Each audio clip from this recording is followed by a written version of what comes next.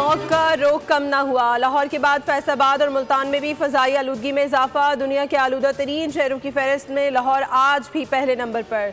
सुबह सवेरे air quality index 345 record किया गया।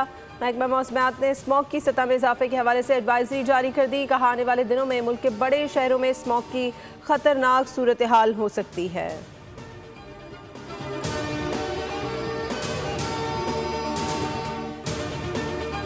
Chief of army staff field marshal Syed Asim Munir का दौरा मिस्र। मिस्री वजीर दिफाई पैदावार जनरल अब्दुल मजीद सकर और मिस्री chief of staff lieutenant general Ahmed Khalifa Fathi से मुलाकातें। बाहमी दिलचस्पी के अमूर, इलाकाई सलामती की सूरत हाल और दिफाई ताउन पर गुफ्तगू। फील्ड मार्शल आसिम मुनीर ने कहा कि ब्रदर मुल्क मिस्र और पाकिस्तान का ताउन खित्ते अमन और इस्तेहकाम के लिए अहम है। मिस्री वजारत दिफा पहुँचने पर फील्ड मार्शल आसिम मुनीर को गार्ड ऑफ ऑनर पेश किया गया। आर्मी चीफ ने नामालूम सिपाही की यादगार और साबिक सदर अनवार सादात की कब्र पर फूल चढ़ाए। जामिया अल अजहर के शेख आजम अहमद अल तैयब से भी मुलाकात हुई।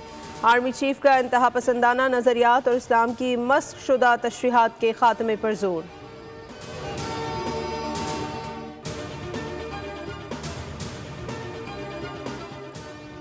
वज़ीर आज़म शहबाज शरीफ से कतर के वज़ीर तिजारत शेख फैसल बिन सानी बिन फैसल अल सानी की मुलाकात। शेख फैसल बिन सानी बिन फैसल अल सानी का इक़्तिसादी रवाबित को मज़ीद गहरा करने के लिए अज़्म का इरादा।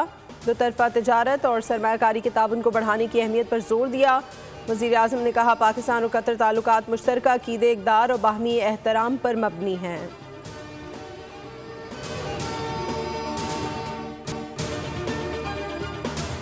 और भारतीय वज़ीर आज़म मोदी अमरीकी सदर डोनाल्ड ट्रंप का सामना करने से फिर फरार। आसियान सरबराही इजलास में शिरकत नहीं करेंगे।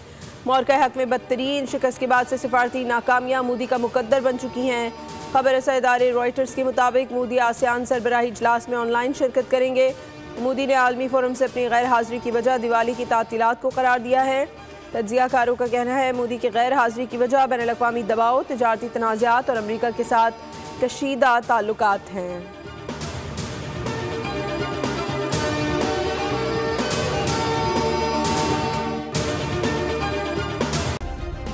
सब्सक्राइब करें और बेल दबाएं ताकि कोई खबर रह न जाए।